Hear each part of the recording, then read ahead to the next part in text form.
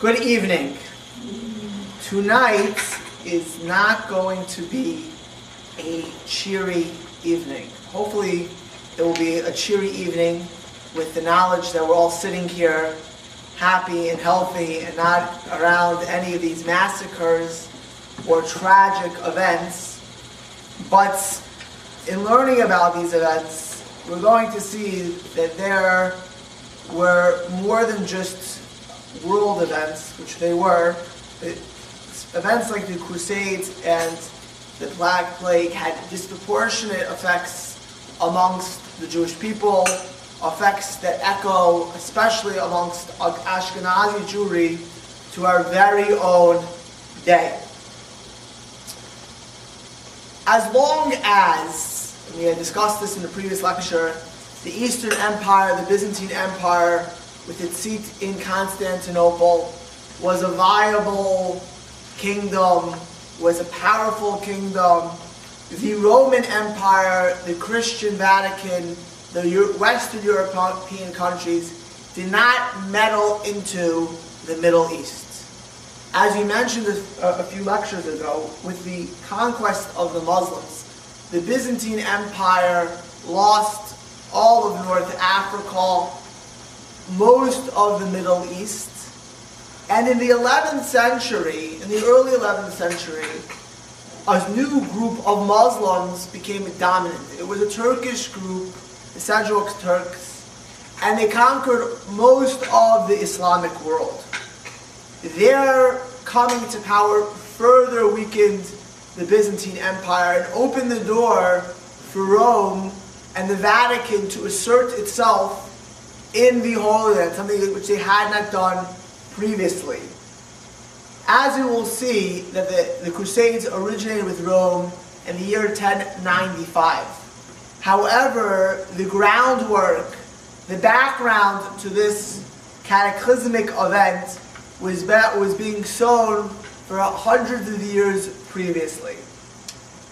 Ever since the fall of Rome as an empire, the barbaric tribes we mentioned, with the coming of the Jews to France and Germany, the Franks, the Visigoths, the Goths, the Huns, they all took over different parts of Europe. And in their place, we have something called the Dark Ages. Now, some people are more charitable and they call it the Middle Ages, but indeed, they were Dark Ages. And the feudal system became dominant in Europe. In the feudal system, the church had a vested interest. And they would be, quite arguably, for much of these Dark Ages, at the top of the hierarchy of the European feudal system. And it is for that reason that the Pope was called, already from the Latin word papa, or father, the Pope, right? He was the father of Europe. He was the papa, or the pontiff, right? The chief priest of Europe. The church found itself as the greatest landowner in Europe. That started with the taking over of pagan temples and pagan lands. And as the greatest landowner in Europe, guess what? They had the most peasants in Europe. And therefore they had a vested interest in keeping the system at bay. And by the 11th century, there was, historians, you read every prominent historian reveals the Crusades, at least partial to the church's reason for causing the Crusades was they had an abundance of knights, they had an overpopulation of Europe, and there were real reasons to go ahead and use these knights if you have a whole standing armies, which their whole lives were being in preparation for war, and there are no wars, and there are peasants, and there's an overpopulation, we needed more land to sustain this kingdom. So the church had a vested interest in causing the Crusades. They had a vested interest in using all of the knights who were beginning to rummage throughout Western Europe. In fairness, when you think of the Crusades, everyone thinks, here come these the Catholics going to attack the Muslims, these innocent Muslims, these innocent Muslims just sitting there in the Holy Land, doing nothing. The Muslims throughout, from the 7th century onwards, were constantly attacking Europe. It's funny how everyone looks at the Crusades, like certainly in Islamic thought, and we'll see the Christians did not give up for 2 centuries to reconquer the Holy Land. But we think like the Muslims were innocent individuals just sitting there in the Holy Land, and one day the church woke up and decided to attack them. Well, first of all, you have to remember that the Muslims themselves conquered all of the Holy Land from the Christians. But beyond that, as we discussed in France in the 8th century by Tours, the Muslims were constantly trying to conquer Europe. It was only after losing that they stopped. Constantinople was attacked for hundreds of years, constantly under attack, and that's why Constantinople today is called Istanbul. Okay, they were no better in this war, but the Crusades would have impacts beyond the Turks. The ostensible reason, and the reason that Pope Urban II gave for the Crusades, was to reclaim the Church of the Holy Sepulchre in Jerusalem, which many Christians, and at that time all Christians, believe was the death place where Jesus was buried. That was based on the mother of Constantine, on Helena, who claimed, why she claimed, no one has a real historical verification. She claimed that that was where he was buried. It happened to also have been, and that's why the Protestants and the Anglicans do not really give this church any credence, that site of the Holy Church of the Holy Sepulchre, which is one of the most important churches for the Vatican, for the Eastern Orthodox churches, was a temple. It was the main temple in Jerusalem. It was a temple of Aphrodite, which Hadrian built. And once we discussed that Hadrian built temples in Jerusalem after the Bar Kokhba revolt, well, one of the greatest temples was where the church is today. It was a church of Aphrodite. Now, already Eusebius of Caesarea claims that Hadrian was just trying to cover up where Jesus died, but historically it's hard to contend this. And therefore, just you should know today that the Protestants, the Anglicans, do not view this as a holy place. Catholic Church certainly does. If you go to Via Dolorosa, on the Christian holidays, they'll be marching all along there. But those are not Protestant denominations, not the Anglican. Those are Catholics, Eastern Orthodox churches, the Armenian Church, and they all share control over this church. The funny thing is, every year or two, if you look at the news, you get into fistfights. Recently they had people killed there in the past century, because these churches all have territory, all have some controlling stake in this great church, so they fight amongst each other. And a couple of years ago, they were throwing chairs at each other, they kick each other's out. There's like lines where they can walk, and if any of the bishops from the different church walk past this line, it's viewed as walking on their territory. Well, Pope Urban II viewed this as walking on Christian territory. Now, when you look at the Crusades, certainly in the literature of the 13th, 14th centuries, 12th century as well, though there was less, it's viewed as being a time of great chivalry, a time of great adventure, a time of a noble quest. And while there were nobles, the First Crusade had no great kings leading it. It was all nobles and many, many peasants. Later Crusades, the Second and Third Crusade especially, would have many of the European kings trying to stake out fame.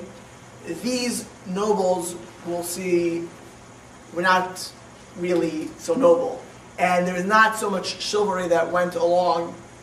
And wherever they went, they left a path of brutal destruction, murder, rape, and many other crimes against humanity. Now, the Jews, by the way, were incidental to the Crusades.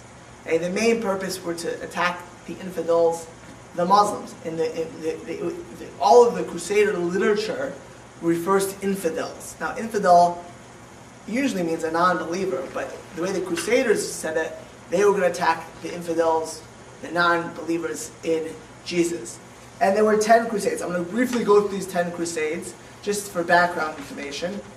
And the Crusades, we're going to focus on the Jews, but suffice it to say that the Muslim world still, you don't have to read any Islamic paper, they are still traumatized by these Crusades. Many sociologists say that the reason that it's in Muslim society they painted the doors blue, right, it was because of the blue eyes of the Crusaders to ward off the Crusaders' eyes. To this day, they view the Western Christian world with disdain or lack of trust, or as Crusaders, as we look at it as a pejorative, as people meddling into their countries who have no business being there. There were 10 Crusades. The first Crusade was in the year 1095 to 1100, which was the taking of Jerusalem from the Muslims. The entire Muslim and Jewish population of Jerusalem was pretty much wiped out. And there was an establishment of a Crusader-run Latin kingdom with 4 provinces. This kingdom would stay in its glory till only 1187. So less than 100 years. But there would be Christians throughout the Holy Land during that time. The second Crusade was to organize, and that was in 1147 to 1149, was organized to help the Christians recover lands, which was the county of Edessa, which they had lost to the Turks. It ended in a dismal failure. It was led by the kings of King Louis VII of France, Emperor Conrad III of Germany, and the spiritual leader of the Saint Bernard we'll discuss. But they fought amongst themselves. The Turks were able to defeat them when they reached Edessa.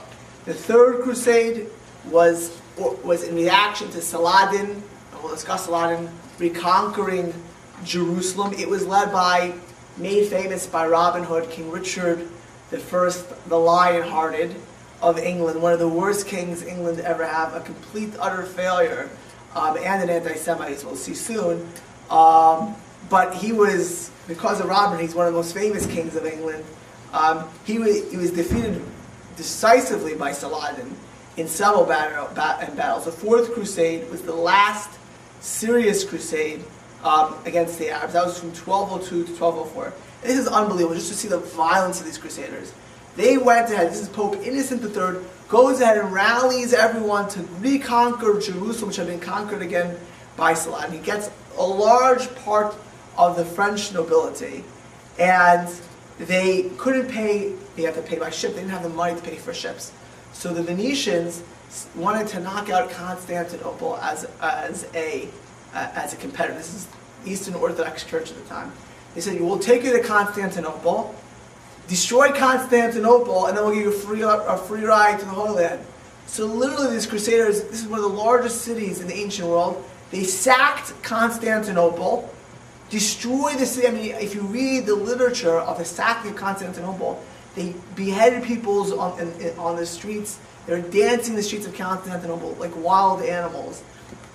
The Pope was aghast at first, but he was actually afterwards very happy, because now it gave the church a strong place in the Byzantine Empire. And until, for political deviation, 70 years later, the Crusaders actually ruled over Constantinople. The Fifth Crusade, and they never got to the Holy Land. The next crusade was the Children's Crusade, which is mind-boggling. This crusade in 1212 sent thousands, tens of thousands of little teenagers, many under 12. They specifically took teenagers to march to the Holy Land against the Taliban, and they were all either wiped out or sold into slavery. Oh, jeez. The Fifth Crusade, from 1217 to 1221, they didn't even end up in the Holy Land. They ended up going into Egypt.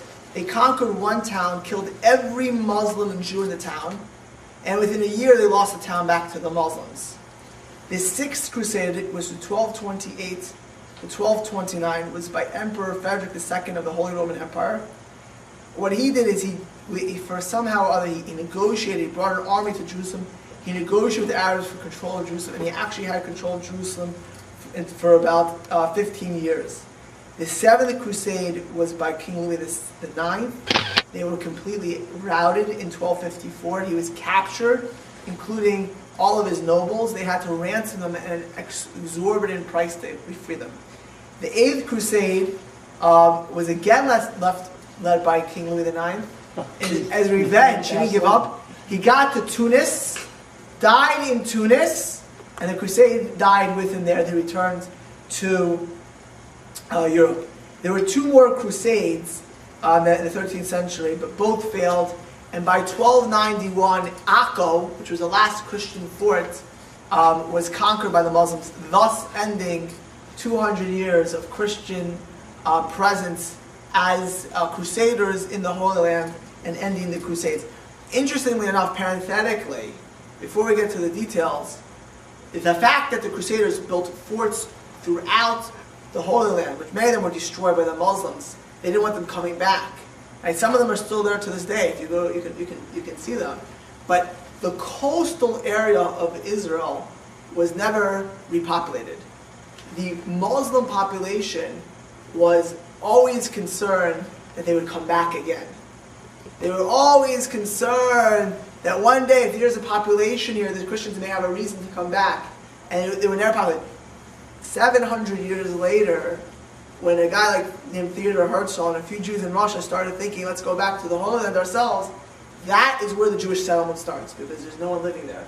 Netanya, Tel Aviv, Haifa, all of these, the Gush Dan area going down, which is where why did the Jewish settlement begin there? It could have began anywhere, because those were non-populated areas. Since the time of the Crusades, they had been depopulated. Therefore, when the Jews came there, they bought that land immediately. No one was living there.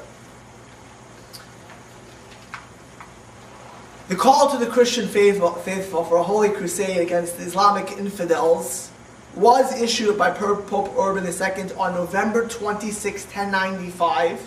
It was as a result of the Byzantine emperors Alexius Comnenus who asked for help, because for the time the Turks had come into Jerusalem in 1071 and took it over from other Muslims, they no longer allowed Christian pilgrims a free ride to visit the Christian sites. They gave them a rough treatment, and many of the Christians were upset about that. Look at source number 1. You have the sermon of Pope Urban II?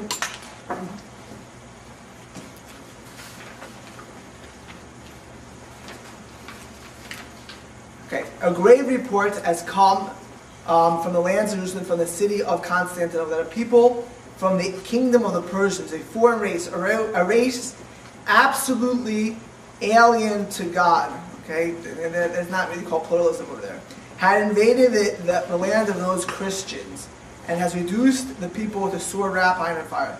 That those who in the past have been accustomed to spread private words so vilely amongst the faithful. Look at now, you hear Pope Urban II, this is his sermon to start the Crusades. They were already fighting against the faithful. They're fighting amongst each other. The knights have nothing to do. Advance against the infidels. And those who were formerly brigands now become soldiers of Christ. Those who once waged war against their brothers fight lawfully against barbarians.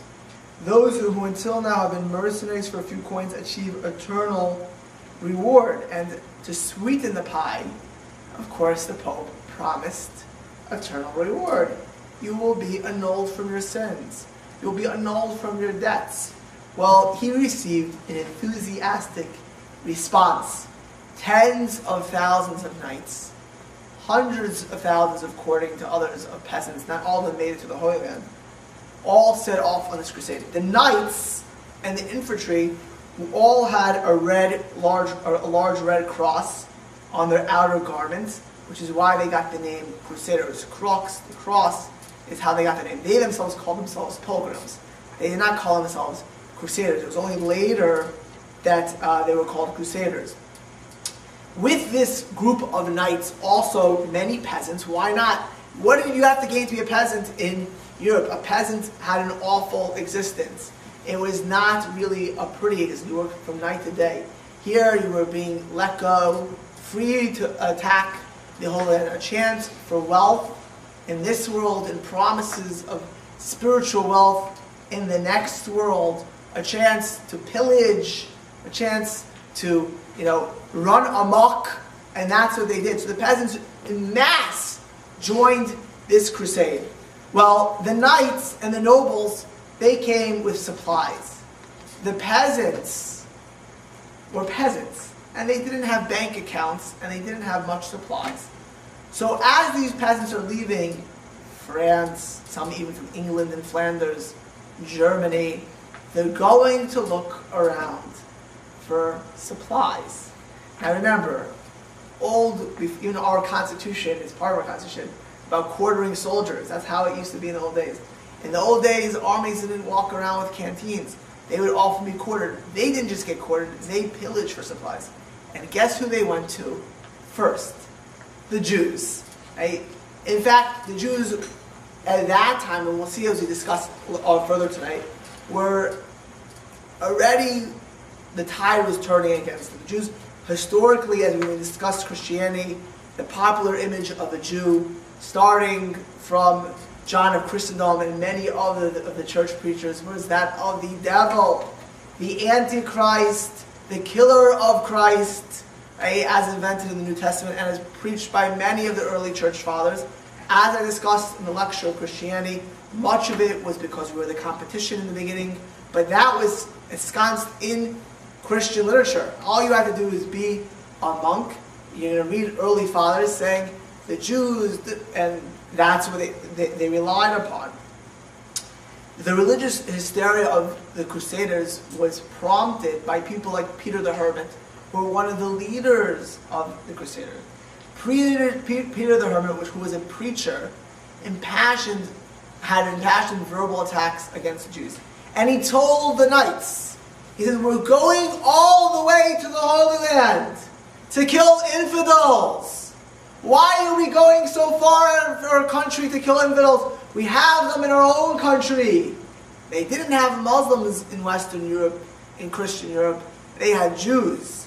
Right? And he said, just like you can earn reward for killing the infidels in the Holy Land, you can earn reward for killing the infidels amongst us.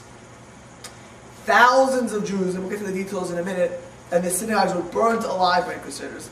European records, these are secular European records, record 350 communities destroyed over the period of the Crusaders. Look at source number 2. This is Godfrey of Bouillon, who was one of the leaders of Crusaders. Some said the first king of Jerusalem of the Crusader kingdom. To go on this journey only after avenging the blood of the crucified one, by shedding Jewish blood and completely eradicated any trace of those bearing the name Jew, thus assuaging his own burning wrath. Now Emperor Henry IV, who was notified of Godfrey's intent by Commodus of Mainz, who was head of the Jewish kingdom of Mainz, actually gave Godfrey, who was a high knight in his kingdom, a warning: don't touch the Jews. So Godfrey himself just monetarily took money from the Jews. I mentioned Godfrey, remember the last lecture with Rashi? That he went to Rashi and promised him that if he comes back with the 3 horses, that was Godfrey of Bouillon. Sigbert of Gomlio was also one of the heads of the spiritualists of the crusade. He was a Benedictine monk, and a historian also said, before you fight a war on behalf of the Lord in the Holy Land, you gotta convert the Jews of Europe. And this is a quote, those who don't should be deprived of their goods, massacred, and expelled from the cities. Through these people's actions, this is mind-boggling. 30 to 50% of Ashkenazi Jewry. Now the numbers are not great. It was somewhere about 10,000 Jews were murdered out of 20 to 30,000. Remember I said at the time of the Crusades, only 3% of European world Jewry is Ashkenaz. But this wipes out Ashkenazi Jewry. This is the days before guns, before weapons of mass destruction, be it cannons or planes or tanks. These people were killed in cold blood with swords or lances, or burnt alive. Henry IV stopped Godfrey, but he didn't stop Count Amicio. Count Amicio was one of the leaders of the peasants. He took 10,000 men, women, and children through the Rhine Valley And at the time when he went, Henry IV went to Italy. Right? He left an order for the Jews to be protected. This is as the Crusades are going on. This is the 8 months into the Crusades. But his orders were not listened to. First, they stopped by spires. Now, the spires, the bishop protected. And listen to the difference of how the differences in the cities. In spires, the bishop protected the Jews, and only 12 Jews were slain. But the next city was Worms. And in Worms, the bishop tried to protect them, but he didn't give a full-hearted effort, and 800 Jews were slain. Amongst them, historians, who witnesses were there, say there was a lady named Mina, who was apparently very close to many of the nobility of Worms, who was basically given a choice of conversion, that is baptism, or being slaughtered, and she was put to death. She was an extremely wealthy lady, and apparently made a big effect on the people around them. Several people in Worms were drowned. Marsh Mariah was buried alive with his entire family, and as they're burying them, they kept offering them, do you want to convert? They offered them the possibility of conversion as they buried these people alive. They did not do it. In some places, such as Wiesenberg in Germany, they didn't even give them a choice. They took the Jews, forcibly threw them into the Danube, and baptized them against their will. Siegbert, I just mentioned that the monk, writes that after they left, most of these Jews actually went back to Judaism, but they were baptized against the will. When Amicio, though, got to Mainz, that is where was the most bloody city, at least in the First Crusade. Right?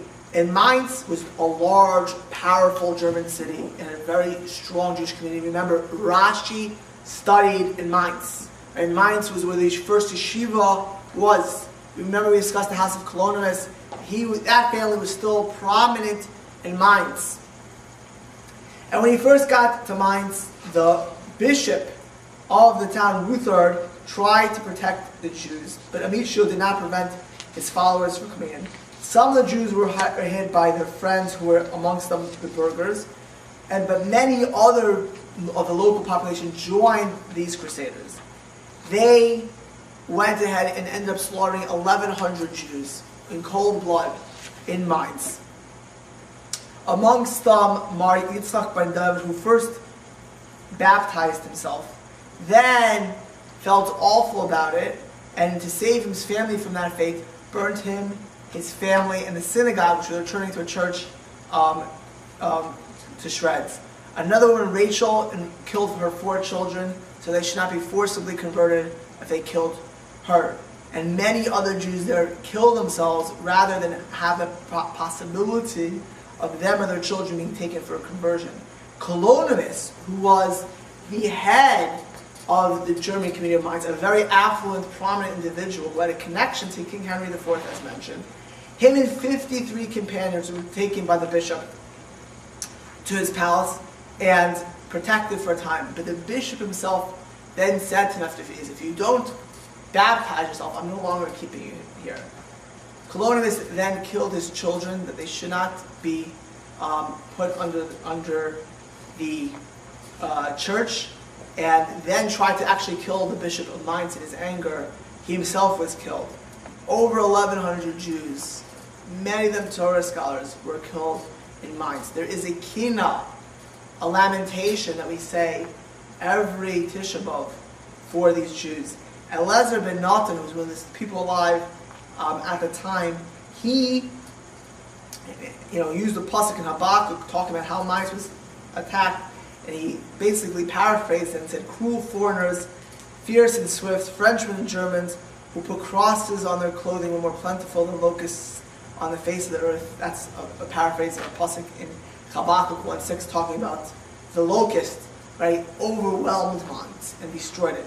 This Count Amicio, parenthetically, never made it to the Holy Land. Because when he got to Hungary, he tried to do the same thing on the Hungarians. but the Hungarian army put him down and put him into place. The results for the Jews in the Crusades was literally, you have to imagine, I mean, it's not United States of America, but you can imagine in even, let's say, France today. You look at French Jewry, it's somewhat comfortable, but it's precarious. Can you imagine in a minute things could change? In a minute, even to this very day, the people think it's stable. If you've been in the Weimar Republic in Nazi Germany, within 4 years, you had Jewish ministers in the government to Hitler. Right? I mean, you talk about a night and day, a completely different reality. Well, the Jews were always persecuted in Europe under the Christians. However, this was the first time since the rise of the Muslims where there was wholesale persecutions.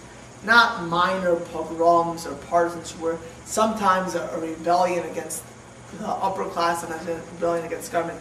This was purposeful, intentional murder of Jews, and as many Jews as they could get. It was people being forcibly converted, people who had lived in places for decades or centuries, who were just attacked simply because they were Jew, with no choice but to convert or die. If you read the literature of the day, you hear the anger of the Jews who survived. And Misho is always mentioned as Hashem Hashem Yirkov, his bones should be ground to dust. The Pope is compared to Satan. There are many Jews, the Hebrew literature brings down, where they said they will convert. They had masses all gathered gleefully around them, and then they would, say that Christ was a failure or a fake, or he came from adultery, which were adulterous, and they were quickly killed. The tragedy was greater in scope not only because of the percentage of Ashkenazi Jews who were wiped out, but a lot of them were the cream of the crop. They were the sages. This was a very literate. Talking about the children or grandchildren of Rashi, talking about many of the Tosfos. They were very Talmidei Chacham. They were Torah scholars. Many of the works we have came from them and their children. That it created a conflict in Jewish thought, because here you had Jews committing suicide. We know that suicide is one of the most egregious things a Jew can do. There's no shiva. You don't mourn for a Jew who commits suicide, strictly speaking, according to Jewish law. By the way, it's worth to mention halakhically, right? This is very applicable to end of life. A person needs to have end of life planning. If you just say, I'm going to do not resuscitate, there are times where that's suicide. There's no difference if you pull a gun to yourself or you tell a doctor to kill yourself. At times it's permissible, at times it's not. You have to know the strict letter of the law. But Jews never committed suicide. So they have to go back to biblical or Roman time examples of Jews at Masada, Jews in the times of the Greeks, King Saul, to say to themselves, how could they do this? Right? There were Jews for the first time who were converted to Christianity, some against their will, some as out of fear of death. Well, how are you going to deal with this new reality?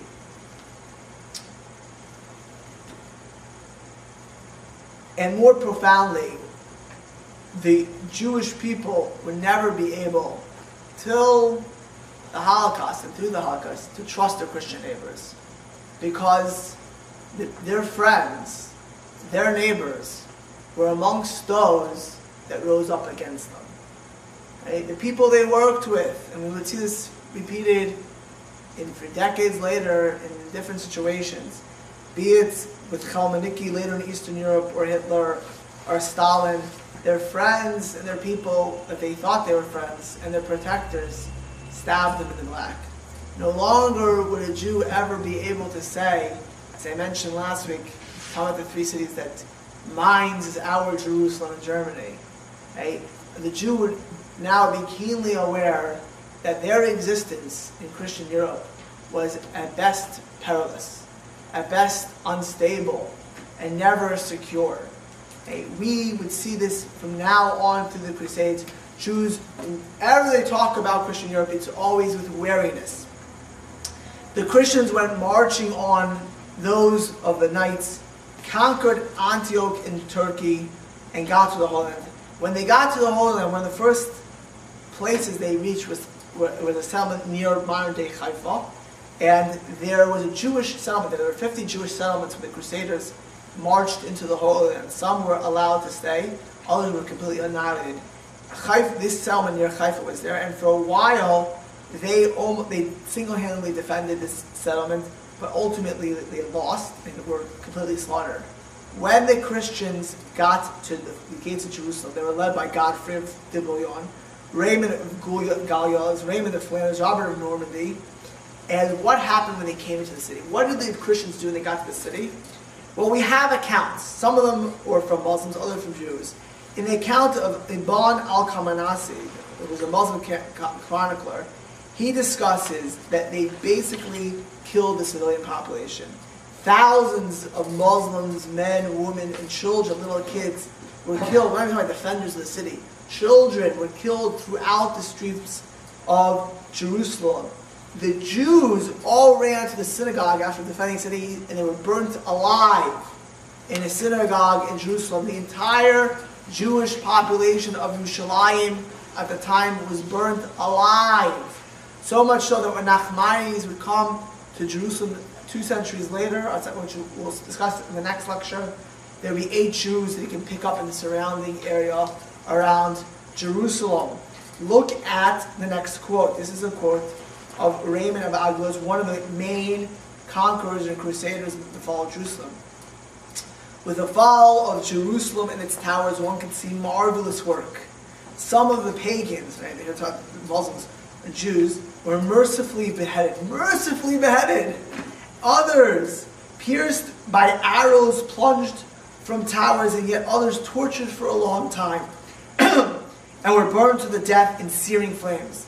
Piles of heads, hands, and feet lay in the houses and streets, and men and knights were running to and fro over corpses. Not so chivalrous. The Crusaders, when they did conquer Israel, they built palaces and fortresses, really, in all of the areas. Again, some of them are still here. Many of them were destroyed by the Muslims upon conquering the land, lest they come back. They did have several orders of military monks. That they had basically a military kingdom in the Holy Land for the period they were there. Some of them were military monks, and a couple of them are interesting. They're the Knights of Templars and the Knights of the Hospitallers. The Knights of Templars were stationed on the Temple Mount. Now, interestingly enough, they did not destroy the Dome of the Rock or the Al-Aqsa Mosque. Many historians speculate, because they destroyed mosques around, they were not kind to mosques. They were not kind to places of worship. They did live up the Western Wall, as we know, and they did not destroy, which no one knows why they left the Western Wall. Again, God's watching over it. But they didn't. Many historians said they didn't destroy the mosque because of the names they gave them. The Crusaders called the Dome of the Rock the Temple of Solomon, and they called the Al-Aqsa Mosque the Palace of Solomon. Right? So many historians think they made a mistake, and because of these areas, they didn't destroy. That's where the Templars came from, the temple. The Knights of Templars were the temple. The other were the Knights of Hospitallers. Now remember, one of the reasons for the Crusades was to allow Christian pilgrims to come. Well, you need hospitallers, which we got hospitality, hospice, hospitals, to take care of the sick and to greet the pilgrims on their seeing Jerusalem, Nazareth, and Bethlehem. They were not so hospitable to the Jews. They didn't let any Jews into Jerusalem. In fact, they took Arab Christians into Jerusalem in their place. The next crusade, and I just want to mention this briefly, was the Second Crusade. And in that crusade, the net result was that the Jews were spared to a large extent. German Jews were totally spared, for the most part. French Jews were attacked and some were killed, but it could have been much worse if it were not for an individual called Bernard of Clairvaux, who came against one of the other leaders of this crusade, Rudolph. This Rudolph was going exactly like Peter the Hermit. First, let's kill the Jews. The First Crusade effectively Jews of Germany. Let's get the Jews of France. This Bernard of Clairvaux basically protected the Jews largely. Look at the next quote. This is how Rav Ephraim of Bar in his Sefer Zechariah. God heard our supplication, turned to us, and had mercy on us in accord with the fullness and of his pity and loving kindness. He sent after the wicked one, Rudolph, a proper monk, great and truly the master to all monks, knowledgeable in their law and the man of understanding. His name was Bernard, the abbot of Clairvaux in France. Were not for the mercies of our Creator in sending us that abbot in his epistles, Israel would have been left without remnant vestige. You see how one person, one individual, basically spared all of French Jewry because he stood up against this other, he was the highest abbot, and he stood up. Nevertheless, some Jews were killed in Würzburg and other areas. In 1187, Sultan Saladin, who, well, as we discussed in the next lecture, was one of the great sultans of the Middle East, and his doctor was a famous Jew named Maimonides. Sultan of Saladin, one of the most famous battles of the Middle Ages, and the hordes of heathen beat back, right, the Christians, especially Richard the Lionhearted. It was hot. The Christian knights were wearing armor, and it was in the summer, and they got wiped out by Saladin, and Saladin knocked them out of the hordes of the heathen and ultimately reconquered Jerusalem. In the Third Crusade, they killed 150 Jews in York. Amongst them, one of the great Tosfos is Rabbeinu Yom Tov. For the Crusades, we still mourn in Sfira, mentions of them in Sfira, during the Sfiras HaOmer, and on Tisha B'Av. How did the church react? Well, the church, at some level, even though many of their bishops, monks, and abbots were pushing for it, there were popes who put out a constitution of Jews to protect the Jews, because it became so vulgar and so vile and so toxic for Jews that even with these constitutions of these bulls put by the popes, had to be reinstated dozens of times because they were not listened to. But let's look at an extract of one of the Sikut Judaeus, which is called the Constitution of Jews, put out by Alexander III. We'll read the bulls. The Jews ought to suffer no prejudice, for we make the law that no Christian compel them, unwilling or refusing by violence, to come to baptism. Indeed, he is not considered to possess true faith of Christianity who is not recognized to have come to Christian baptism not spontaneously but unwillingly. 2, no Christian ought to presume to injure their persons or with violence to take their property or to change their good customs which they have until now in whatever region they inhabit. Let's get to the last one. If anyone, however, shall attempt the tenor of this degree once known to go against it, let him be punished by the vengeance of excommunication, unless he correct his presumption by making equivalent satisfaction. Well, it does sound like the Jews would be protected. But once the genie had come out of the box, the Jews were constantly, the next several hundred years, murdered, forcibly converted, expelled from Christian countries. Let me just give you some examples. Major expulsions. Jews were expelled from England in 1290. France twice, in 1306, 1394. Hungary, 1340. This is from the whole country, by the way. There were hundreds of times expelled from cities. From Hungary in 1349, 1360. From the German states in 1348 and 1498. From Austria in 1421. From Lithuania in 1445 and 1495. From Spain, of course, in 1492, and from Portugal from 1497. This starts with the Crusades and continues further. It also started to an extent with the new millennium. With the new millennium came what historians said was a new piety. Right? Christians thought the end of the world was coming because so far, Jesus had said he'd come soon. The Christian Bible itself, the Christian Testament, says that it's going to be a short time till he comes. Well, by the millennium, you had all kinds of wackos waiting for him to come, and a lot new religious passion. They started marginalizing the Jews. In fact, whenever the Jews became not economically profitable for them, they kicked them out. And they impoverished the Jews. There was something called Jew taxes. Right?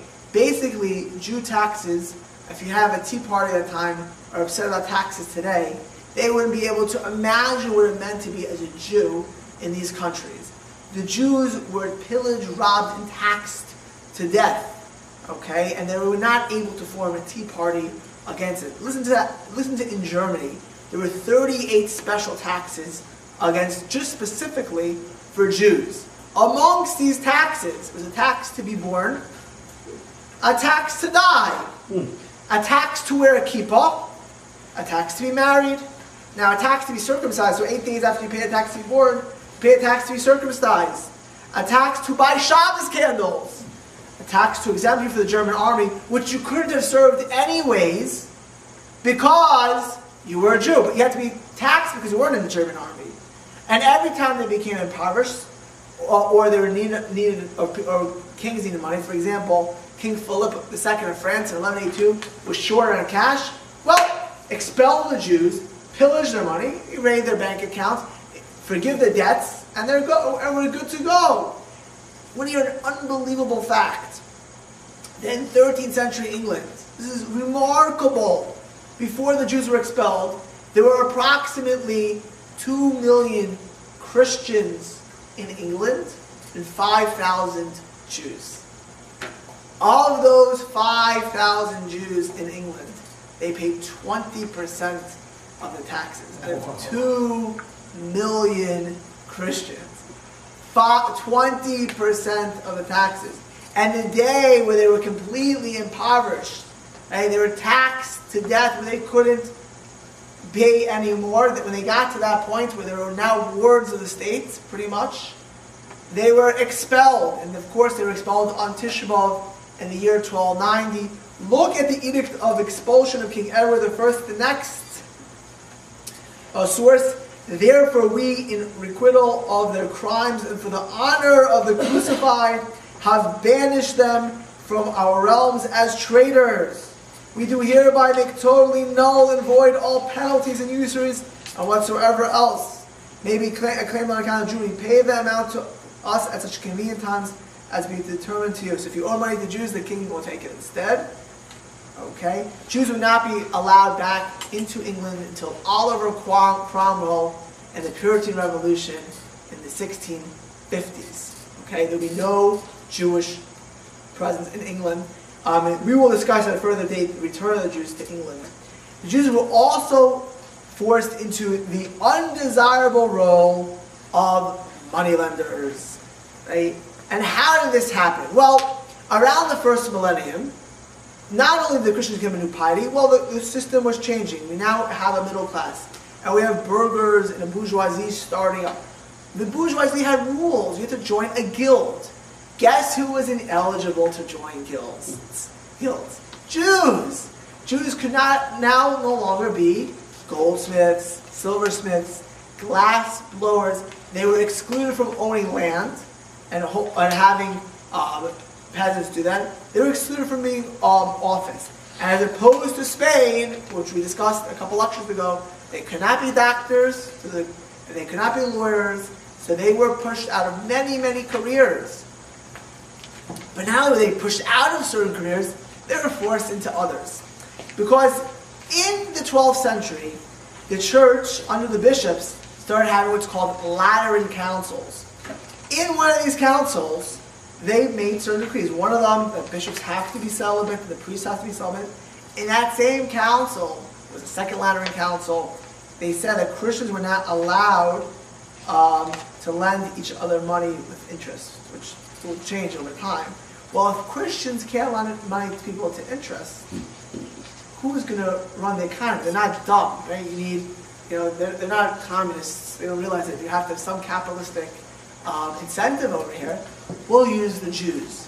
The Jews were pushed into it. In fact, in certain cities, there were rules. Remember last time you didn't have a privilege to be in a city? Well, you didn't have a right to be anywhere you wanted. One of the privileges was that every Jewish community had to have a certain amount of moneylenders. If you wanted to live in the land, you had to have a certain amount of money lenders. Being a moneylender was very precarious because, just remember what I just said, whenever the knights or the kings would want to be free of their debts, well, let's get rid of the Jews. We immediately, imagine the United States government has a $14 trillion debt. Let's say that they can just erase that $14 trillion debt in a minute. You just get rid of a few undesirables. It'd be very, very tempting to do such a thing, especially if they're the killers of Christ, especially if they dress differently, especially since they're not popular and the priests are going around chanting about them anyways. The nobility and the kings had a vested interest. Well, what about in war? If you lost the war, you think you're going to pay back your debts? So the interest rates were very high because they very often got burnt. How high were they? Well, they were usually about 35 to 45%. That was nothing, by the way, because when these countries lost the Jewish moneylenders, they brought in the Lombards, the Italian banks, the Medicis, and all that. Their interest rate was about 250%. Okay, but I've even read literature by certain historians, and maybe the Jews brought this about themselves. It's very hard to say that when you're forced into a profession, right, that or inevitably was an undesirable profession, you brought this upon yourself. And even when they charged interest, it was significantly less. You just look at the Medicis, Lombards, than they ever charged in it. Ultimately, we're not going to discuss this today, these Jewish communities, they were expelled so many times from Western Europe, and sometimes permanently, that they ended up going to Eastern Europe, to Poland and Lithuania, which I think will be in 3 lectures from now we'll discuss. And with them, they took their customs, they took their German language, Yiddish, they took their German and French minhagim, the Ashkenazic minhagim, and Ashkenazic Jewry would really leave Western Europe to a large extent as far as being a dominant force there, and the dominant force of Ashkenazic Jewry would end up being in Eastern Europe, in what's today Russia, Lithuania, Poland, Hungary, and not France and Germany. It is impossible to imagine how ridiculous and how wild the accusations started becoming against the Jews. Amongst the more wild ones were the blood libels. The first blood libel was in 1144 in Norwich, England, where the Jews were charged with kidnapping a Christian baby, draining the baby of blood, and this charge would be charged dozens of times in the next couple hundred years against the Jews. The most famous of all blood libels, actually Alex Sidorovsky dropped me an email today from his visit to England, was a view of Lincoln in 1255. This view of Lincoln was, and we'll discuss a detail or two, was so immortalized. He was made in Saint Hugh. He was part of the canon of English and Scottish ballads compiled by Francis James Child in the 19th century. Perhaps, though, for those who remember their English literature, the most famous blood libel, at least mentioned, is by Geoffrey Chaucer. England's most famous author, arguably up there with Shakespeare, is Mr. Chaucer. Well, if you read his Canterbury Tales, and you read the Prioress's Tale carefully, what does it say? Look at the next source. From that time forward, these Jews conspired to chase this innocent child from the earth's face. Down a dark alleyway they found and hired a murderer who owned the secret place. And as the boy passed at his happy pace, this cursed Jew grabbed him and held him, slit his little throat, and cast him into a pit. Canterbury Tales. Generations of English people read this story about the Jew murdering a Christian child. I'm sure that was great for their education and edification and their love for Jews. Now, why would Jews need Christian blood? What would be the incentive to Jews to use blood?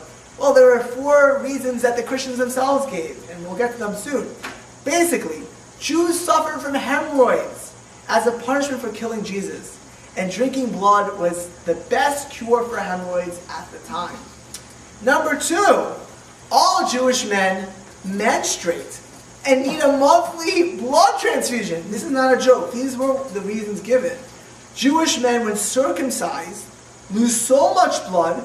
Because of that, a surgical procedure, they need Christian blood to replenish the blood of the circumcision. Number 4, it's the ingredient of matzah. Well, who doesn't have matzah with blood? You see a very important lesson here. When it comes to anti-Semitism, you can say anything about the Jews, right? And people will believe it. Right? You read some of the claims that are made to our day, and you go on any Christian hate rate website, right? Especially, some of the more intellectual ones, and they say radical things about the Jews and contradictory things about the Jews.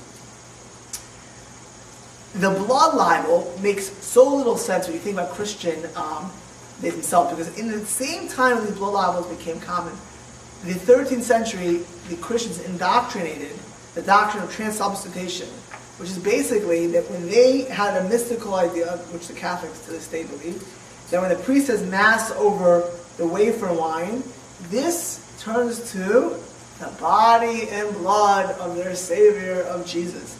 And all Catholics, of course, when they ate the wafers and the wine, they view themselves as eating the blood of Jesus. I can't figure out why that makes sense in the theology. And I asked, innocently, Catholics, well, I never got a clear answer why you would do that, eat your God, but go figure. But the accusations from this got more wrong. They then accused Jews of stealing the wafers, to torture the wafers, which is to torture their Savior. And they accused Jews, and if you look at Christian literature, and just like Chaucer, you will find the most prominent, Shakespeare's literature that you can see throughout Christian literature. For the most part, the Jew is viewed as subversive, if not evil, and the devil. So the Jews would cut the wafers into pieces and torture the wafers. They are eating the wafers, but the Jews torture the wafers. This would be funny, but thousands of Jews were killed because of this. Okay, there were German towns that were wiped out because of the accusation of stealing the wafers of the communion. But back to blood libel. So what did they say when the Jews did blood libel? They said the original blood libels of Norwich, of Lincoln, of Simon of Trent, they would steal the kid, the Jews, and they embellished on it. They got more levels as this went on. They would steal a kid. They'd be under a tribunal of Jewish rabbis who would judge the kid, and then they would torture him, crucify him, and take his blood either for some kind of occult purpose, or for matzahs, or for some other divine reason. Look at the next quote. This is Harvard professor of history Walter LaQuarrie.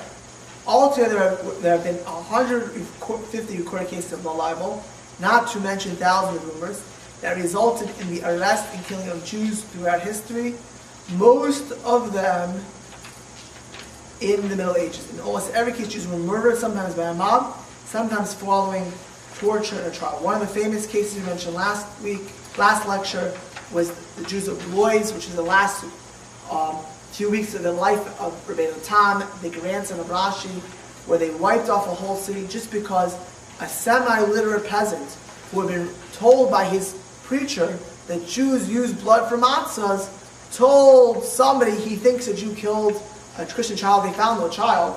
But because he told somebody that, they wiped out the city of Blois on the 20th of Sivan until maybe a few generations ago. Jews fasted on that day throughout. It's actually in the Shulchan Aruch to fast on the 20th of Sivan because of the city of Blois where Jews were wiped out. There will never be a Jewish community there again.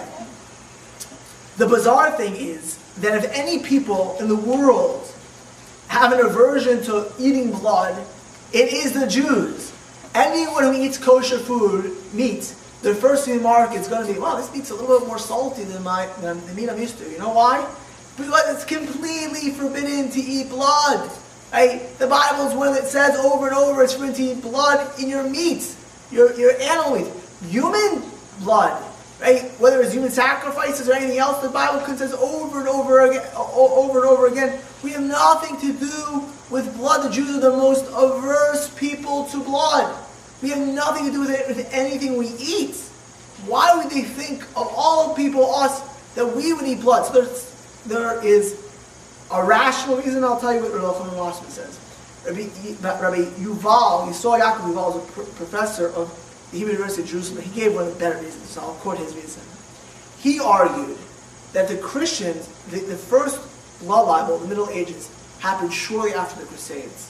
That when the Christians saw that the Jews were willing to kill their own kids to save them for conversion, they said, if they can kill their own kids to save them, they certainly can kill our kids.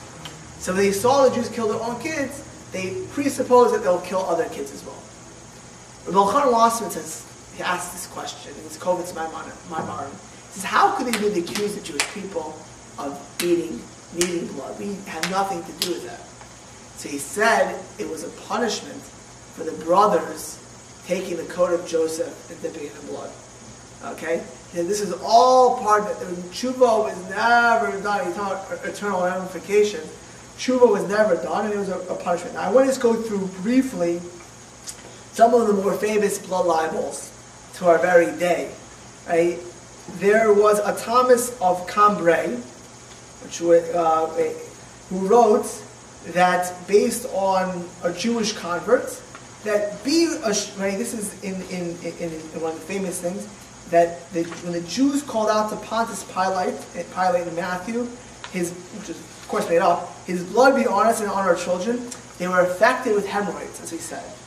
And a learned Christian convert to Christianity, some people say it was Nicholas Donin, who was a self-hating Jew when he converted, and was constantly instigating against the Jews, told of this, that the Jews, to get away from their hemorrhoids, need to drink Christian blood, and therefore they were doing blood libels to fix their hemorrhoids.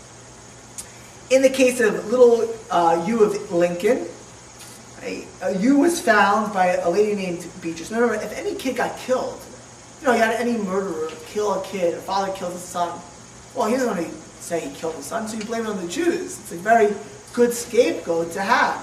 So you would have people would kill somebody and then blame the Jews. And we'll see that happen very often. They caught murderers and they blame the Jews for it. So when Hugh of Lincoln was killed,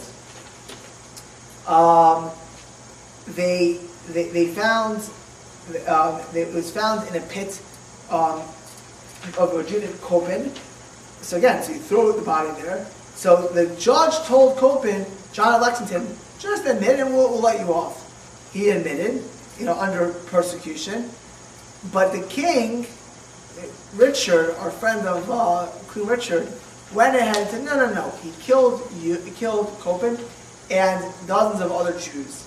In Baden, there was a blood libel where a 7-year-old girl was killed. Actually, afterwards they found out it was killed by a different lady. But in the meantime, they blamed the Jews and killed dozens of Jews. Then there were miracle cases of where these children came alive and pointed at the Jews, or did all kinds of miracles. There's one case in Germany, in Oberreusel, where Emperor Rudolf, in time of Emperor Rudolf, where supposedly this 11-year-old Werner, floated up the Rhine with a radiance and investigative healing powers, blamed the Jews for killing him. And Jews were killed throughout. Simon of Trent was killed, and people blamed the Jews, again, with no reasons to blame it, but the Jews must be doing blood libels. He was made into a saint. He was canonized, and a lot of these little children were canonized. They were made into saints because they were killed by Jews. Christopher of Toledo, or Christopher of LaGuardia, the Holy Tribe of LaGuardia, was murdered, and he blamed 2 Jews and 3 conversos. He was canonized by Pope Pius VII in 1805. He's now been taken off the canon, okay? Because almost all historians feel that this Christopher of Toledo was purposely killed, or purposely blamed on the Jews, in order to instigate against them during the Spanish Inquisition, right? But he was a perfect fodder. In Slovakia, there was a case of a blood libel where it created a cult of people following this little kid, blaming the Jews for doing blood libels, and so on and so forth. Then more modern days, in 1840, there was the Damascus affair, where they accused Jews of killing Christians in Damascus, with Moses Montefiore had to get involved in. In 1899, in Austria and Vienna, of all places, in 1899, there was the Holzner affair, where a Jew was without cause blamed for killing 2 Christian ladies. In 1903, in Kishinev, there was a pogrom which was broadcast throughout the world. The reason being is that Jews were accused of blood libel. 49 Jews were killed, and this, by the way, was instigated by the Roman Tsar. It's to put, because Russia was already getting unruly in the early 20th century. In 1910, Shiraz, the city in Iran, actually had a blood libel. It was in the Muslim world. The entire Jewish quarter of Shiraz was pillaged. 12 Jews were murdered, 50 were injured. In Kiev, one of the most famous trials of the 20th century, Menachem Mendel Beilis, the Beilis trial, which the New York Times and all the American papers had a trial. You have to remember, this is a trial. Now, the Tsar, this was a setup trial. There's a trial going on. They put Menachem Mendel Beilis, accuse him of killing Christians for the blood of matzahs. And in New York, 1928, in the city of Messena, a Christian kid was found dead, and they blamed it on Jews. In 1946, in Kielce, right? We know that Kielce was a pogrom against Polish Jews after the Holocaust. The Kielce massacres was the last step. That's where Jews never went back to Poland. Right? They were scared to go back after the Kielce massacre. The impetus was a blood libel for the Kielce pogroms. There was a book. Now, of course, every Christian canard, crazy story, the later-day Muslim anti-Semites, agitators would pick up. So, in 1986, the Syrian Minister of Defense wrote a book called The Matzah of Zion. What do you think the Matzah of Zion was about? It was based on the protocols of the Elders of Zion and on the Damascus blood libel of 1840, and accused the Jews of killing others for blood. This book was actually quoted in a United Nations conference by the Syrian delegate in 1991. In 2003, in Lebanon, for the whole Lebanese population, Al-Manar, which is run by Hezbollah, ran a series called Al-Shatat, the Diaspora, based on the protocols of the Elders of Zion, and amongst that film was the blood libel for all the Lebanese just 7 years ago to watch. But believe it or not, just 5 years ago in good old Russia, there's a letter of 500. And amongst them, there were people from the Liberal Democrats, the Communists, and the Nationalist Motherland Party who wrote about the Jewish threat to motherland Russia and accused, amongst other things, the Jews of killing Christians for blood. And even in Israel, the head of the northern branch of the Islamic movement in northern Israel in 2007 said, this is a quote, "We have never allowed ourselves to need the bread that breaks the fast in Ramadan for blood. Whoever wants a more thorough explanation of Jews killing for blood, let them ask what happened to some children in Europe whose blood was mixed in the dough of the Jewish holy bread." 2007 in Israel. There were denunciations. Pope Gregory X had one of them. The most famous is Pope Innocent IV. That's the next source. "Certain of the clergy and princes, nobles, and great lords of your cities and dioceses have falsely devised certain godless plans against the Jews, unjustly depriving them by force of their property and appropriating it themselves. They falsely charge them with dividing up amongst themselves on Passover the heart of a murdered boy in their malice. They ascribe every murder, wherever it chanced to occur." Right? The murder can be on the other side of town. It can be miles away. It must be a Jew. The Jews killed him. No Jews were seen by us. It must be a Jew. They need blood. this little boy was found in the forest, it must be the Jews. And on the ground of these and other fabrications, they are filled with rage against them, rob them of their possessions, without any formal accusation, without confession, and without legal trial and conviction, contrary to the privileges granted them by apostolic see.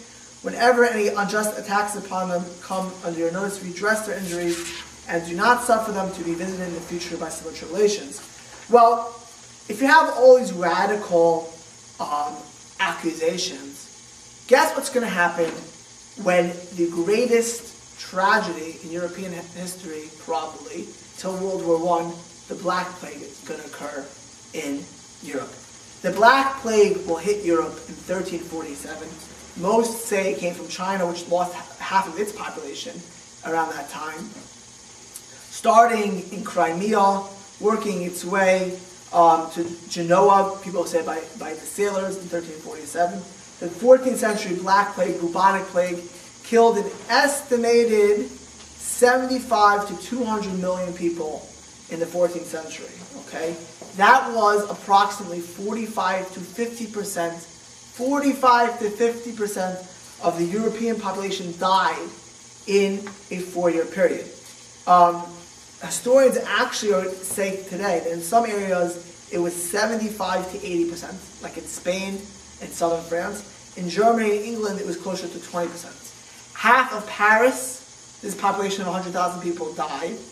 In Italy, from the population of Florence in 1338 was 110,000. Population just 13 years later in 1351 was 50,000. 60% of Hamburg died in the Black Plague. When you had this amount of numbers, and they didn't shower. Rome and Greece are famous for the bathhouses. It's clear that the population of the Dark Ages in Europe were very, very unclean.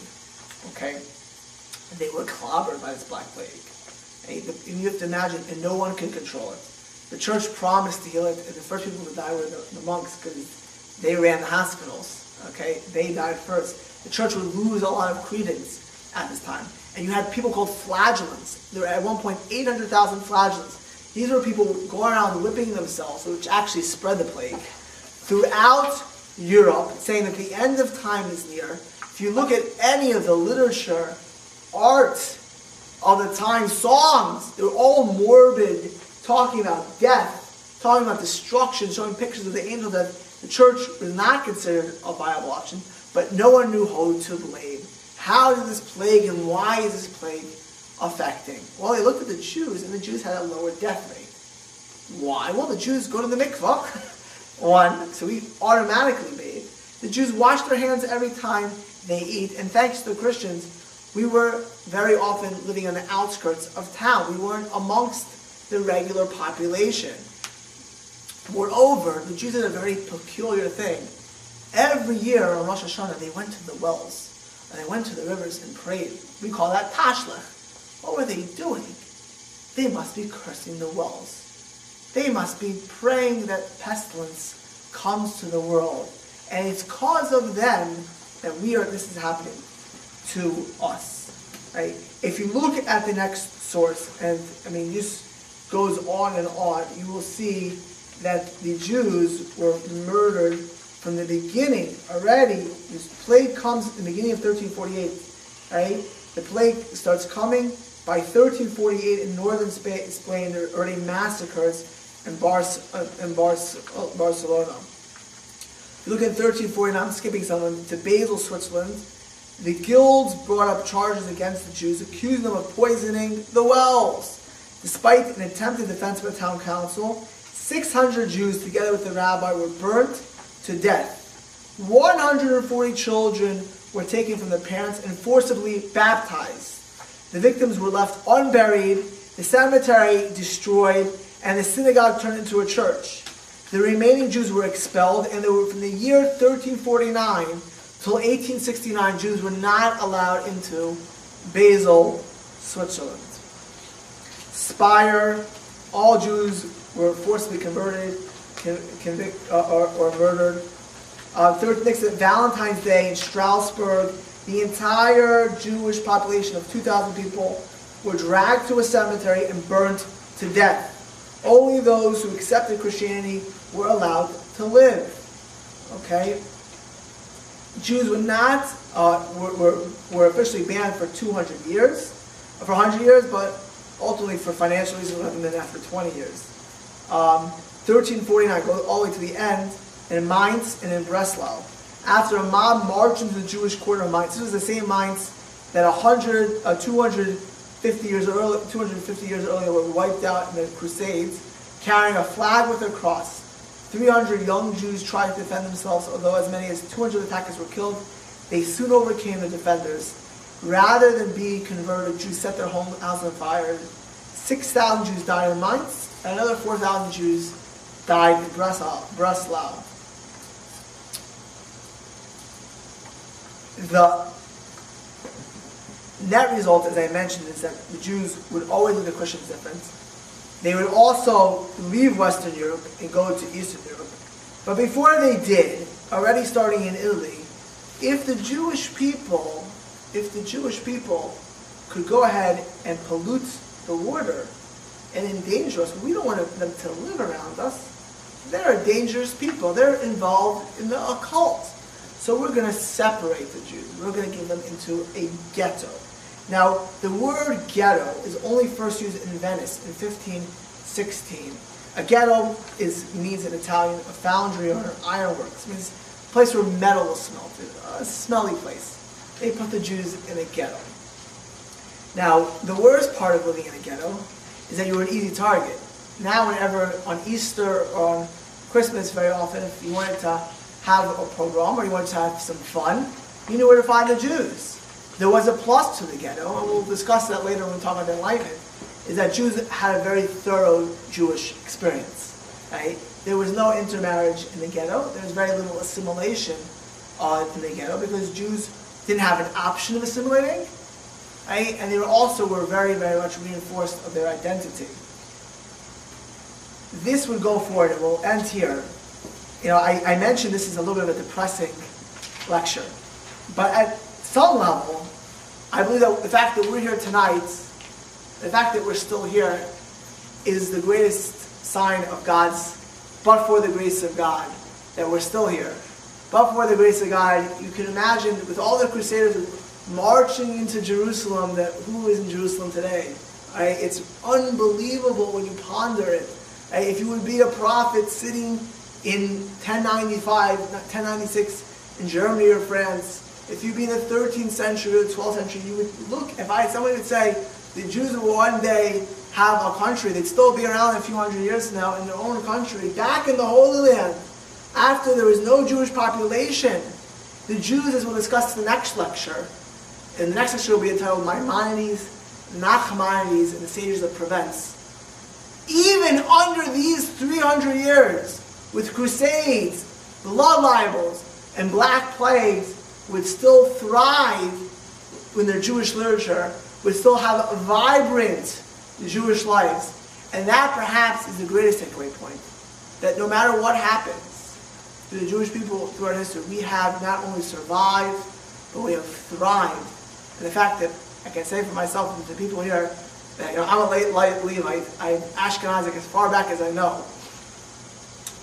I can imagine that my ancestors not only were around by the Black Plagues, the Crusades, I know my grandparents were around the Holocaust, and I know they're around by Chmielnicki, right? That I'm here today, and we're here today. And with that, even though this is a very tragic lesson, and important because many Jews are completely oblivious to our past, we should be encouraged that no matter what happens, we are Hashem's people, and under all circumstances, we can not only survive, but we can thrive. The next lecture will have to be in 3 weeks due to I'm going to be out of town and a few other things flying around here. So it'll be in 3 weeks. That will be on Maimonides, Nachmanides, and the Sages of Provence. Thank you.